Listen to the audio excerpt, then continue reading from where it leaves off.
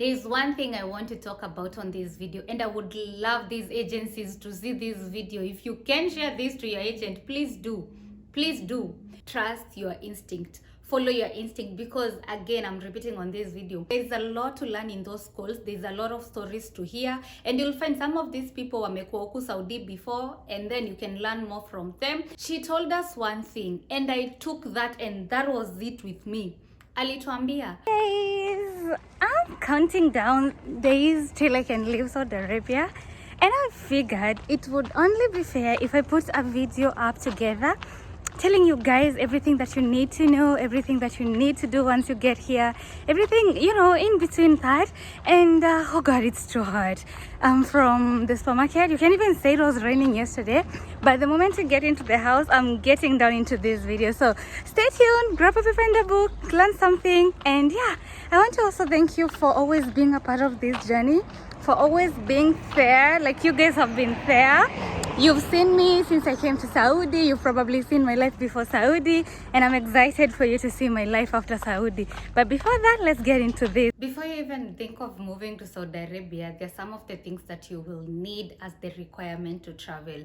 Initially, it used to be your KCPE certificate, your birth certificate, your mom's ID, and your dad's ID. But apparently, I think they want you to also have your passport at the moment. Saizi kama una passport, I think si ofisi zote zinakuchukua. So if you have a passport, that will be a plus for you. Now, before you even think of going to start your process at the agency's office that you've found, I want you to know that you need to get some things done. What are these things that I want you to get done? Number one, your bank account. You need to have a bank account and have it set up. And if you have a phone that is that can allow you to have the bank account app, go ahead and ask them to install it for you and set it up for you, because once you move to this other side, utapata kuna boss mwenye atakulipa na bank, and you will find some other bosses will actually opt to open you an account here in Saudi Arabia so that they can be sending you your money there, and then you can be sending your money to whoever that you wanna send that money to. So make sure that you have a bank account that is actually operating, and also, if you can, do not forget to bring your visa card with you, because you may need it when it comes to shopping. And yeah, it's gonna make things easier for you, and it's gonna help you save a bit of more money. The reason why I want you to have your bank account set up, it's because ukienda shule, you may be among the luckiest kupata sponsors and leave immediately after school, or also your agencies. Most of these agencies don't want to give you back your IDs, you know, they don't want to give you back your IDs. But I assume saizi vile uko na passport, they don't need your ID and all that. So again, these agencies are very stubborn, and you would rather have your everything set up before you even start this process. Sawa sawa. Another pointer is that you need to prepare yourself mentally that after you start this process, it's gonna take some time. And again, after you start this process, you can be called at any day, at any time. So you need to set it in your mind that any day, anytime unaweza itwa. And you also need to know vile utakuwa una survive, because if you're quitting your job to go do this process, you need to figure out after shule vile uta survive. Sawa sawa. I think you can ask all these questions to the agencies that you're working with, and then you can know how exactly to go about it. But please, you need to be patient after you start this process. You have to be patient, my dear. After you start the process, patience, patience, patience, prayers, prayers, prayers. Sawa sawa. And last but not least, you need to know that the moment you start this process, there is no turning back. There is no turning back. And now most of these agencies are telling you, if you back off at any point, you're going to pay back the money that they will have spent with you. By the time mali unabakia off, kama ni medical, kama ni shule, they will ask you to give them a refund of that money, or they're going to keep your passport. So you need to know there's no turning back. Again, if you decide to go today to the office, you need to know your process will start immediately. Immediately utasikia mpaka umeambiwa, are you available to go to school next month, depending on the next date? Are you available to go to school? They can even tell you tomorrow, you know, are you available to travel to Nairobi today, if you're maybe outside Nairobi or whatever, wherever you'll be. So you need to know that the process starts immediately after umepatiana passport yako. And that being said, we can get into the next point. You've decided now to partake on the journey, and the next thing that you're gonna be told by your agent is that unaenda shule, and they're going to take you for school. I think mine took a month and a half, and I believe even right now it's taking a month and a half or even up to 2. And yeah, I don't know if they are giving you things to go to school at the moment, but you need to know that you're going to need some things when you go to school.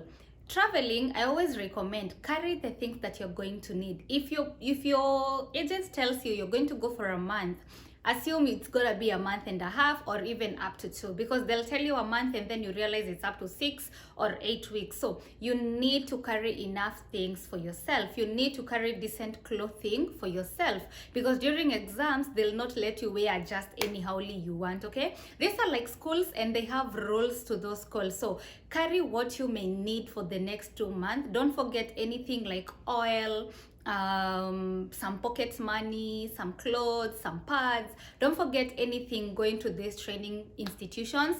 Again, bed sheets muhimu. Jibebe bed sheets na shuka yako ya Masai, because some of these schools utapata hata unapewa bed na haina bedding. Like the school I went to, hatukuwa na beddings, we just had blankets. So if you did not carry your own beddings, you see, unaenda huko kulalia uchafu za watu wengine. Anyway, yeah, you need to know that you're going to carry some of these things with you, and you're going to be going for at least 1 month and a half for training. But it's gonna be a good ride, it's gonna be enjoyable, you're gonna meet new people, you're gonna hear so many things. But I tell you this, trust your instinct, follow your instinct, because again, I'm repeating on this video, your experience is not gonna be the same as that somebody's else experience. This could be your stepping stone job, this could be your bridge job, and this could be the best thing that will ever happen to you. So you need to stay on the positive, and you need to listen to people who are positive and not talking about so many things that happen around here in Saudi Arabia. Because I'm gonna tell you the truth, nimekuwa hapa na I'm almost finishing my contract, and I've never experienced some of those things I hear people talk about. I only see them online, and funny enough, you realize some of these people be lying to you. Oh my God, these people, some of them are lying to you. Literally, they are lying to you because the experience is different. Again, everybody's experience is gonna be different depending on the boss that you land, or you know, yeah. Mkiwa shule, you're going to be taught how to actually live around Saudi Arabia, how to use some of these cleaning machines. You know, they're just going to put that enlightenment into you, some of the things you should carry coming over here, some of the things you should do when you get here, etc. So pay attention to what those teachers are talking to you about, because trust me, they are going to be helping you. Funny enough, for me, I learned that I could actually be paid na M-Pesa Saudi Arabia. So you can see there's a lot to learn in those schools. There's a lot of stories to hear, and you'll find some of these people wamekuwa huku Saudi before, and then you can learn more from them. I remember there's this one time when we were in school, there's this lady, she told us alikuwa ameenda Iraq before Saudi, and venye alikam Kenya akaambiwa lazima ingie training kabla kuja Saudi, hakuna shortcut. She told us one thing, and I took that, and that was it with me. Alituambia, Mwarabu akikupenda amekupenda, na Mwarabu akikuchukia amekuchukia, na whatever that will make Mwarabu akupende ama akuchukie is just how you behave around them, and how you do their work, and how you carry yourself. So that was it for me. I took that, and that was just enough. That was just enough for me. So you need to know some of these things you will be told in school. Some will be negative, some will be positive, and it's up to you to follow your instinct and to follow what you think is right for you. Haya, umemaliza training, umefanya mtihani, umerudi nyumbani. So now you are in the waiting process. There is one thing I want to talk about on this video, and I would love these agencies to see this video. If you can share this to your agent, please do. Please do. Mostly, you are given your ticket, and the ticket that you're given mostly comes as a 30 kgs ticket, like umepewa luggage ya 30 kgs. So it saddens me that our own agent, our own people that should be preparing us for Saudi Arabia or whichever country that we are coming to work as kadamas, are the people on the front line telling you that, no, don't carry anything, they're going to give you everything. Who told you so? You may be lucky and be given everything, but you may as well not be lucky and get nothing when you get here, apart from your uniform, and that's it. You need to carry your own things. Listen and listen to me again. Ask your agent, flight yangu iko na kgs ngapi? Because there are some things that you will need to carry when you're coming to Saudi Arabia. There are some things you'll need to carry. But even before we get to packing, let's talk about now umetoka shule and what happens and what so. So ukitoka shule, you're expected to go for the final medical. Oh, I forgot to mention. Ukienda kwanza process, you will do a mini medical. Wana testing, I think, hepatitis B and pregnancy and AIDS, and then after shule now you'll do the major medical, which is x-ray and all that, to find out about your body and all that. And I want you guys to stay safe after hizo training. Msiende kufanya vitu zenye hamfai kwa mnafanya, na mkifanya hizo vitu, you know, kuna pitu, kuna, you know, wanaweza withdraw and all that. Because I've heard of ladies who've come here alafu wanarudi Kenya juu ya ball. Apparently ukikuja huku ufanyiwe medical ingine, because the moment you get to Saudi Arabia there'll be another medical to determine whether you are fit to work, to confirm that hizo x-rays zako zilikuwa right from all the way Nairobi. Sawa sawa. So stay safe and wait. And then now when it comes to packing, let's talk about packing. Key things to note on your packing is that number one, umepewa kgs ngapi. Some of these agencies will buy you economic tickets, the flight kama Qatar, and basically Qatar, Ethiopians, etc.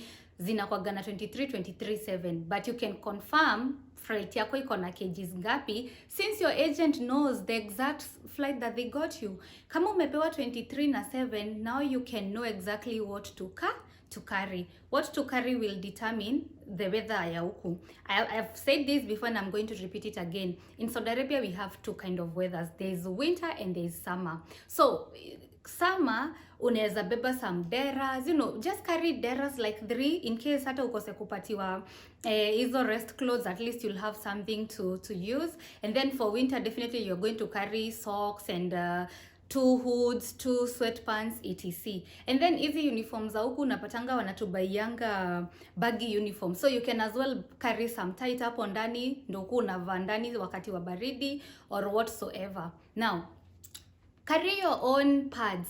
Saizi hata I recommend, if you can learn how to use tampons, carry them because you will need plenty of them. I've heard ladies say that boss wao hawapati pads, they buy them for themselves. They buy them for themselves. Now kama ni pads, toa kwa hizo karatasi. I recommend you even carry up to 6 or 7 packs of pads because you have space, you know. Kama ni Aramis or Vaseline, carry even 4. Zieke kwa luggage. Siku na hiyo luggage inaendanga kwa ndege huko chini kama boots. And then now carry on yako kabagi yenye unaweza ingia nako kwa ndege. Hiyo luggage bag you can put literally anything. I did a video of what to carry, what not to carry. You can find that video here. And also there is another one that I'm gonna link in the description box below about what I came with to Saudi Arabia and how I packed my things, and you can learn more from that. But basically carry your own things vile ni kama unakuja mali utapewa anything sawa sawa, so that you don't come here and then hauna pads, hauna anything, and then your agent promised you utapewa and then utapatiwa. So at least you'll be on the safe side for at least the next 6 months and you will be able to figure out. By the time miezi 6 zinafika utakuwa usha figure out the way forward. Sawa sawa. You've traveled, you've come to Saudi Arabia, umefika, and hapa ndo mambo iko. Listen, and listen very carefully. Begin on this. The way you carry yourself is the way you're going to be carried. The way you portray yourself is the way you're going to be portrayed. The way you behave yourself is the way you're going to be treated. So, listen, and listen to me very, very, very carefully. Be open-minded, be kind, be humble, okay? The next 3 months after umefika Saudi or whichever country that you're going to work as a maid, those next 3 months are called probation months. During those months is when you get to, you know, you pimia watu, you see, you know, you learn, you understand the kind of people that you're working with. And if you're too loud, you may miss a lot of points. The first month I recommend nyamaza. Fanya kazi yenye ilikuleta huku, you know? Another thing, you are only employed to work in the house that you are working in. Hizo zingine hauzijui. ati mtu anakuchukua, they are taking you to I don't know whose house to go and work. Mukienda we enda usaidie mali utaweza, lakini ukirudi mwambie me no. But listen again, most of us contradict ourselves. Ebu niulize na nitauliza, kuosha vyombo, mumeenda kutembea na madamu wako kwa sistake, kuosha vyombo shwari ni kitu ya kufanya ucomplain? Just utensils. I believe vitu zenye unafaa ucomplain is things like kutoanisha mawardrobe, kuosheshwa manyumba, yani kazi yenye unafeel lenyewe hey, hapa nimebeba ujinga. But any work that you don't feel manipulated or used, help around, you know, be kind, be humble, you know. But know when to say yes and no. Know when to say yes and no. The next thing, you need to learn about your boss. There are different kind of bosses. Maybe quickly, let me talk about different kind of bosses in Saudi Arabia. They are very kind bosses. Kuna wenye ni wa kind. Kuna wenye ni manipulative. They are very lazy, by the way. They don't want to do anything. That is why they're employing you to do for them. And they are very complicated bosses. Kazi yao ni makelele tu. So in case you land a house where boss wako ni wa makelele, you can maybe change that ukiwa tu mgeni, or you can choose to ignore, upambane na makelele zake. But I believe, I want you guys to create an environment that will favor you. Now, and let me tell you, how you deal with people, we all have different capability of dealing with different people, will really help you a lot. Okay, let me maybe mention, mi kuna msee mmoja huko alikuwa ananipigianga kelele. He would always tell me, oh, ujafanya hii, unafanya hii, sijui nini. And I took time to understand that person and what they like. And funny enough, as much as alikuwa mtu wa kelele, right now I think ni favorite wangu kwa hii nyumba, because I took my time and understood what this person wanted. He wants his things done by this time, I do them by that time, you know. He wants his tea made like this, I make it like that. You understand? So you have to really take your time and understand the people that you're working for, and I hope that you will be able to portray the kind of treatment that you want to be treated. Now, within those 3 months, you can change the house. So mwezi wa kwanza mi nambianga mtu, tulia the first month, check on if you can, you know, you can stay, be silent, understand watu, usiogope. Don't be afraid to be you, because you need to be you. Let them love you for who you are, let them know you for who you are, and let them know you for what you do. Set your boundaries, know what to say, know what not to say at what time and all that, and then goja uone kama end month watakulipa. Then and then again, when it comes to your salary in Saudi Arabia, I want you guys to be loud enough about your needs. Some of these people are very ignorant, and they'll just ignore, and they have money. So let them know. The reason why I moved to Saudi Arabia, your time your equipment, you know, sometimes they'll ask you, why did you come? Because I want my kids to go to school, because I separated with my husband. Kuna tu hizi vitu zitakusaidia huku, by the way, so that when it's about time for you to get your salary, you can even go. Mimi personally, I've been here for like almost 2 years now, namaliza niende zangu, but every 3 days to my paycheck, I always remind the person that pays me, hey, my mom needs money, you know, so that they can know my mom needs money. And when by the time date ya kulipo inafika, napata salary yangu, because I already said, my mom, you know. Some of you are just ignorant and saying huko kwa social media ati, oh, kwani they don't know I'm supposed to be paid. Wewe, you've not met people, you're about to meet people, so you have to know how to deal with them. Now, ukiona kabisa utawezana kwa hiyo nyumba, and I'm telling you guys, usikuja huku kwa mtu akutaka kurukaruka kila nyumba ati, oh, they did this, they did that. You need to even understand culture ya watu. I share those cultures every day, every time on my TikTok. Thank you so much for 138k followers on TikTok. Oh my god, I wish all those followers would come to this other side to figure out 10k on this YouTube channel. You know, I share what I can, and I help you guys figure out some of these problems. So don't be this person who's like, you know, ati lazima upate yenye wewe uko kwa wenyewe. Now that being said, umeona mwezi wa pili uwezani, ukiona hautawezana, hebu pack virago zako, rudi kwa ofisi. Don't wait until it's too late. Okay, don't wait until it's too late. But I believe nyumba utapata, you're going to be able to handle that house in Jesus' mighty name. Sawa sawa.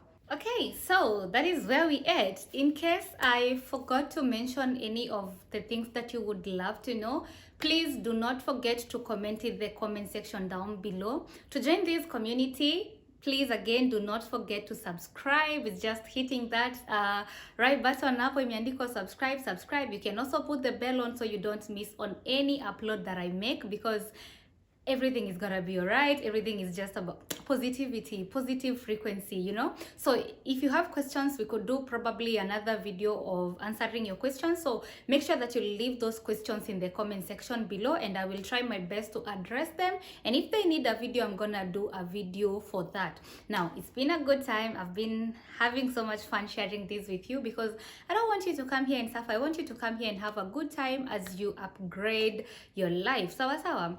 Also, I'm gonna be leaving soon, and I've heard a lot about leaving, so be sure to follow this channel so that you can know nikitoka what happened, what really went on and all that, because I'm gonna share that with you guys. I'm about to leave, and nasikiaga kuna kwaga na vitu kwa mob wakati unaenda home, but I will surely share that with you, my experience. Follow me on Instagram at The Ultimate Gorgeous. Get to see my snippets of what I'm doing for that particular day. Follow me on TikTok as well. It's been a wrap. It's been a good time. I'm gonna see you guys on my next one. Bye bye. Love you.